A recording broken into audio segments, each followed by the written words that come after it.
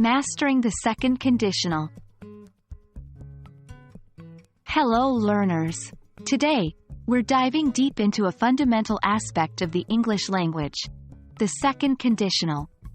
Whether you're preparing for the TOEFL, IELTS, or simply honing your English skills, mastering this conditional is crucial.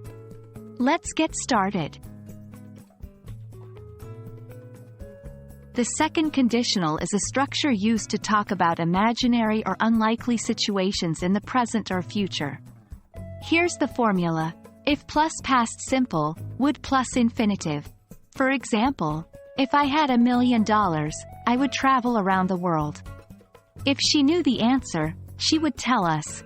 Note, it's important to remember that these sentences don't describe real or likely situations, but hypothetical ones. The second conditional often suggests something unreal or improbable. Examples. If I were you, I wouldn't do that. But I'm not you. If he had a magic wand, he would fix everything. But he doesn't have a magic wand. It's also used to give advice about specific situations. If I missed the bus, I would take a taxi. 1. Mixing verb tenses. 2. Incorrect. If I was rich, I will travel the world. 3. Correct. If I were rich, I would travel the world. 4. Using was instead of were. 5. While both was and were can be used with I and he, she, it, were, is considered more correct in formal situations. 6. Example. If I were, or informally, was, the president, I would change the law.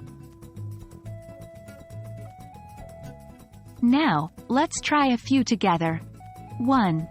If she, blank, know the truth, she, blank, be upset. 2. Answer. If she knew the truth, she would be upset. 3. I, blank, buy a house if I, blank, have enough money. 4. Answer.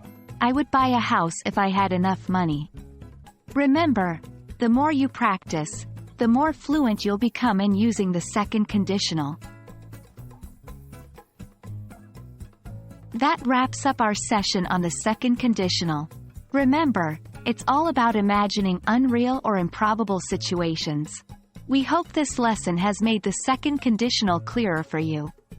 Keep practicing, and soon it'll become second nature. Happy learning!